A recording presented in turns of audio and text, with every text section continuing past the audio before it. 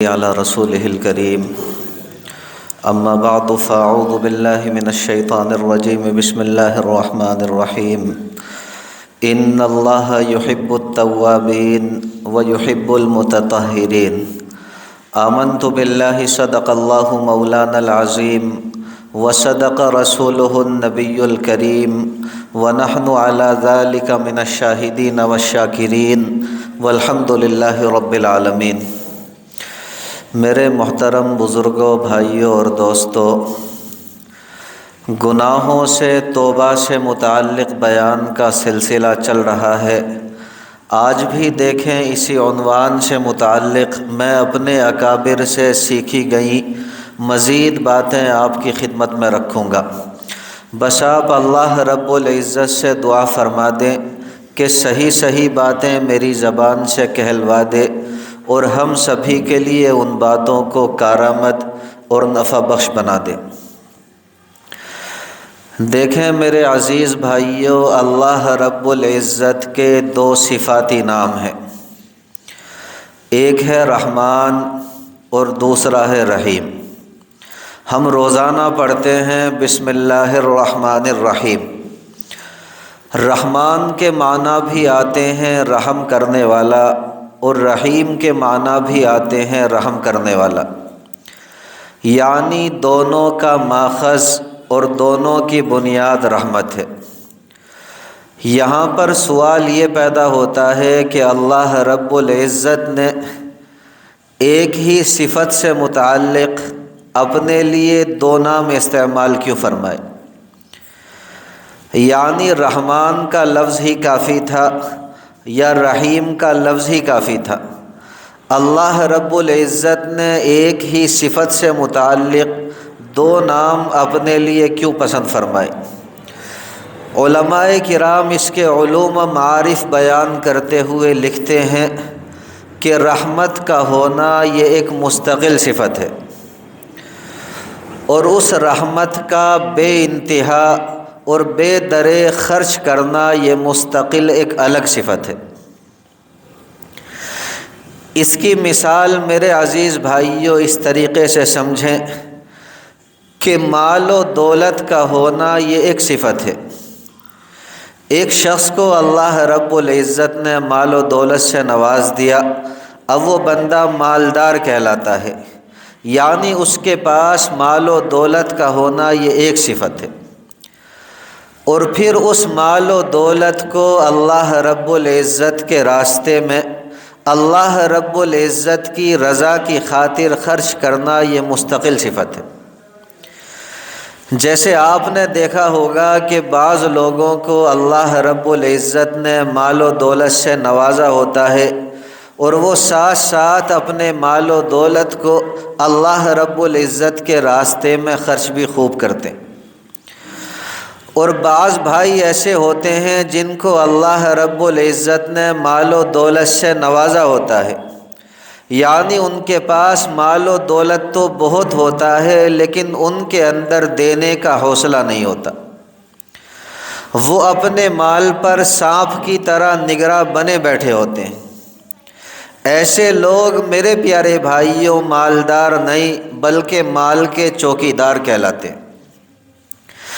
اس مثال کو آپ اپنے ذہن کے اندر رکھیں اور سمجھیں کہ اللہ رب العزت کے پاس رحمتوں کے خزانوں کا ہونا یہ مستقل ایک صفت ہے، اور ان رحمتوں کے خزانوں کو بے انتہا خرچ کرنا، ان رحمتوں کے خزانوں کو بے درے خرچ کرنا یہ اللہ رب العزت کی مستقل ایک الگ صفت ہے۔ اسی لیے اللہ جل جلالہ نے اپنے لیے دو نام پسند فرمائے، ایک رحمان دوسرا رحیم۔ اور قرآن مقدس کے اندر فرمایا ان رحمتی وسعت کل شیء، میری رحمت ہر چیز سے زیادہ وسیع ہے، یعنی میری رحمت جو ہے وہ ہر چیز سے زیادہ ہے۔ میرے عزیز بھائیوں، یہ ہم مانتے ہیں کہ ہم سچ میں بہت گناہ گار ہیں، ہم سچ میں بہت ہی زیادہ گناہ گار ہیں، لیکن ایک بات ہمیشہ یاد رکھیں کہ ہمارے جو گناہ ہیں وہ ہمارے لیے زیادہ ہیں، بخشنے والے کے لیے کوئی زیادہ نہیں۔ اللہ رب العزت کے لیے کوئی زیادہ نہیں۔ اللہ رب العزت قرآن مقدس کے اندر ارشاد فرماتے ہیں، اللہ رب العزت نے ارشاد فرمایا، نبی عبادی انی انا الغفور الرحیم۔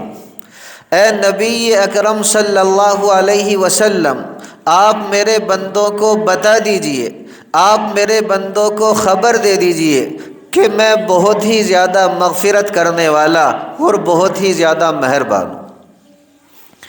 آپ میرے پیارے بھائیوں انداز بیان دیکھیں، جس طرح ایک سخی آدمی، جس طرح ایک فیاض انسان، جس طرح ایک دریا دل آدمی اپنا مال خرچ کرنے کا ارادہ کرتا ہے تو وہ اپنے کسی خادم سے کہتا ہے کہ جا کر کے لوگوں میں اعلان کر دے، جا کر کے لوگوں کو بتا دے۔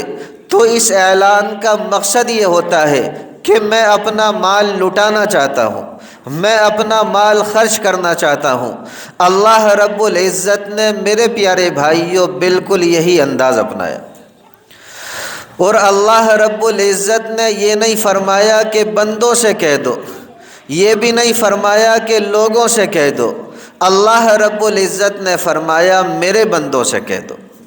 یہ جو میرے کا لفظ ہے، اس نے کلام کے اندر اور بھی زیادہ حسن پیدا کر دیا۔ اللہ رب العزت نے ارشاد فرمایا میرے بندوں سے کہہ دو کہ میں بہت ہی زیادہ مغفرت کرنے والا اور بہت ہی زیادہ مہربان ہوں۔ اب اللہ رب العزت میرے پیارے بھائیوں کس قدر مغفرت فرمانے والے ہیں، کس قدر رحمتوں سے نوازنے والے ہیں، اللہ رب العزت کس قدر رحیم و کریم ذات ہے، اس پر میں ایک واقعہ آپ کی خدمت میں رکھتا ہوں۔ بس آپ سے اتنی درخواست ہے کہ مکمل توجہ کے ساتھ سنیں، اپنے دل کی پوری حاضری کے ساتھ سنیں۔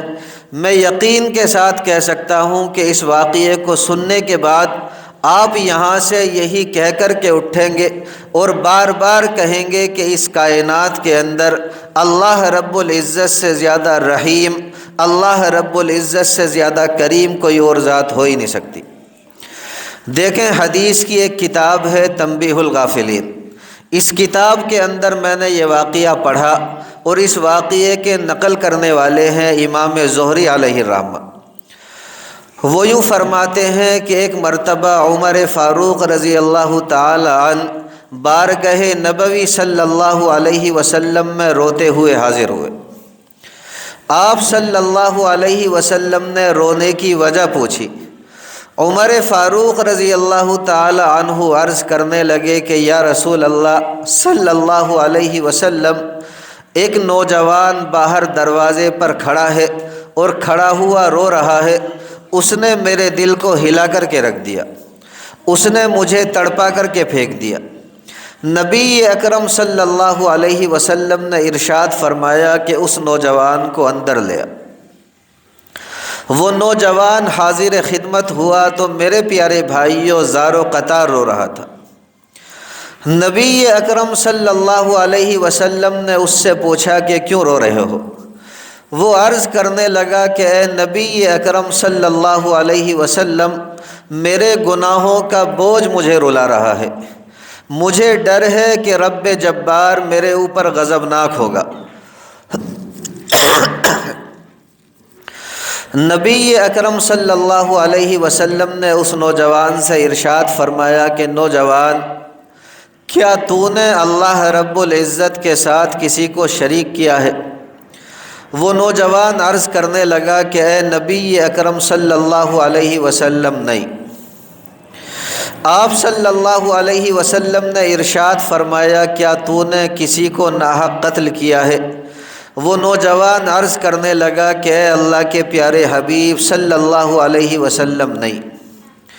اس پر آپ صلی اللہ علیہ وسلم نے ارشاد فرمایا کہ پھر تو اللہ رب العزت تیرے گناہوں کو معاف فرما دیں گے، چاہے تیرے گناہ ساتوں آسمانوں، اسی طرح ساتوں زمینوں اور پہاڑوں سے بڑھے ہوئے کیوں نہ ہو۔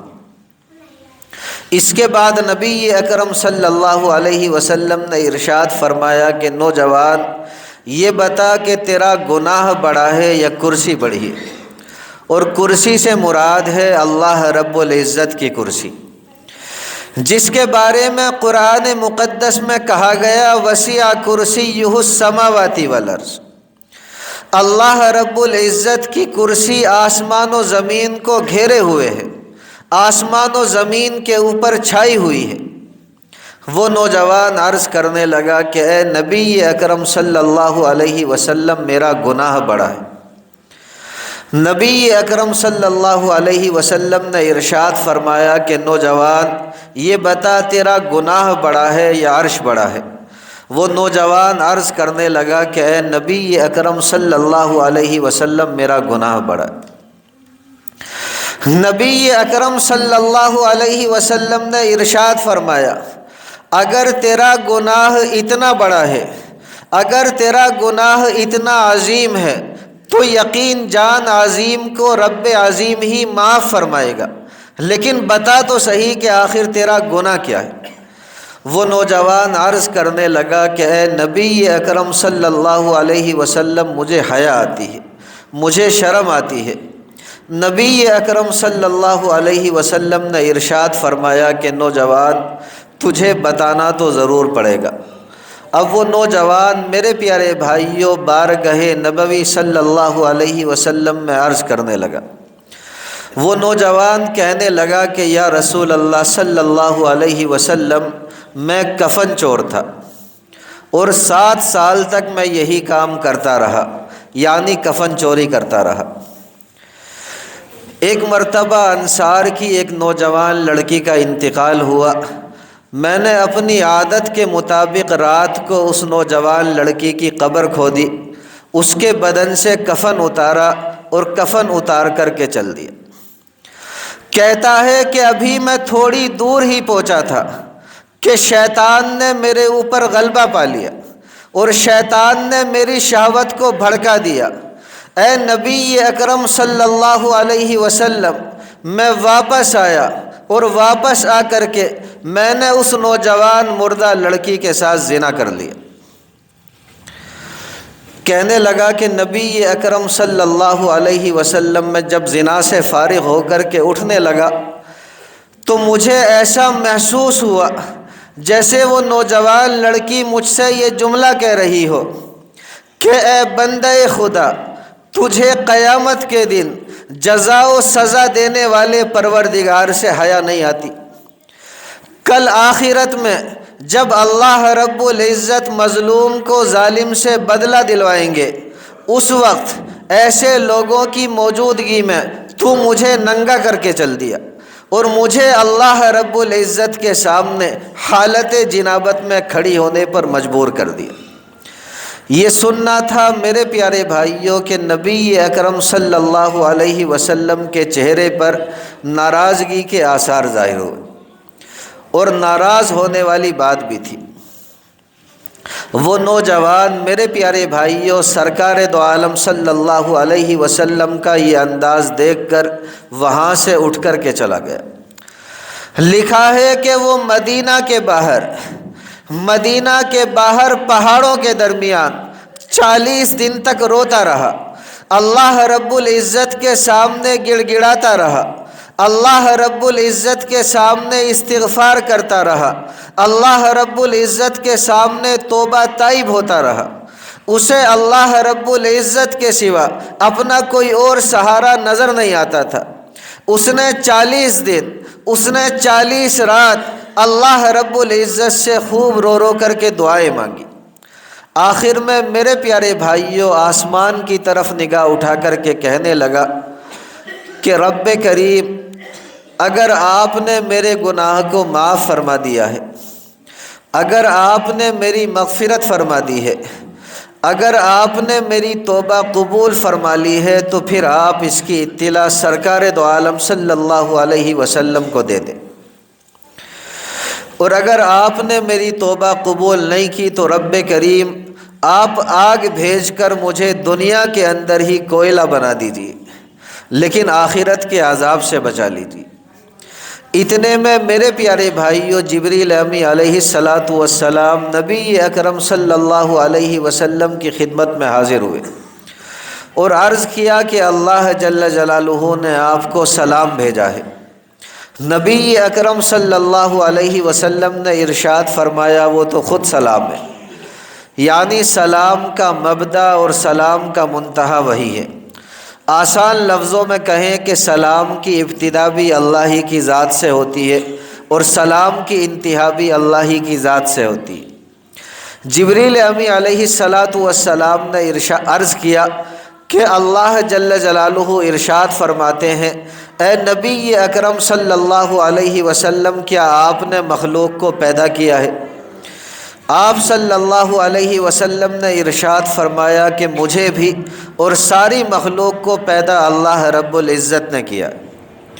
جبریل امی علیہ السلام نے عرض کیا، اللہ جل جلالہ ارشاد فرماتے ہیں کہ کیا آپ اللہ رب العزت کی مخلوق کو روزی دیتے ہیں؟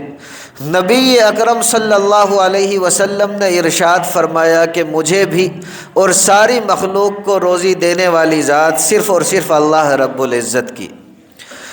جبریل امی علیہ السلام نے عرض کیا، اللہ جل جلالہ پوچھ رہے ہیں کہ کیا آپ بندوں کی توبہ قبول کرتے ہیں؟ نبی اکرم صلی اللہ علیہ وسلم نے ارشاد فرمایا کہ میری بھی اور باقی ساری انسانیت کی، ساری مخلوق کی توبہ کا قبول کرنے والا صرف اور صرف اللہ رب العزت ہے۔ اس پر دیکھیں جبریل امی علیہ السلام نے عرض کیا کہ پھر اللہ جل جلالہ نے اس نوجوان کی توبہ کو قبول فرما لیا ہے، آپ بھی اس کے اوپر نظر رحمت فرمائیے، آپ بھی اس کے اوپر نگاہ شفقت فرمائیے۔ نبی اکرم صلی اللہ علیہ وسلم نے اس نوجوان کو بلایا اور میرے پیارے بھائیوں اس کی توبہ کے قبول ہونے کی بشارت دی۔ اسی لیے میں نے شروع میں یہ جملہ کہا تھا کہ یاد رکھیں ہمارے گناہ بہت زیادہ ہوتے ہیں، لیکن ایک جملہ ہمیشہ یاد رکھیں کہ وہ گناہ ہمارے لیے زیادہ ہیں لیکن بخشنے والے کے لیے کوئی زیادہ نہیں، اللہ رب العزت کے لیے کوئی زیادہ نہیں۔ بس شرط یہ ہے کہ ہم اللہ رب العزت کے دربار میں آ جایا کریں، اللہ رب العزت سے اپنے گناہوں کی توبہ کر لیا کریں، اللہ رب العزت کے سامنے استغفار کر لیا کریں۔ یقین جانیں اللہ رب العزت ہمیں ایسا بنا دیتے ہیں جیسا کہ ہم نے کبھی کوئی گناہ کیا ہی نہ ہو۔ یہ کچھ باتیں میں نے آپ کے سامنے رکھ دی، اللہ رب العزت سے دعا فرما دیں کہ اللہ رب العزت ہم سمیت دنیا کے اندر بسنے والے تمام مسلمانوں کو عمل کی توفیق مرحمت فرما دے۔ وما علینا الا البلاغ۔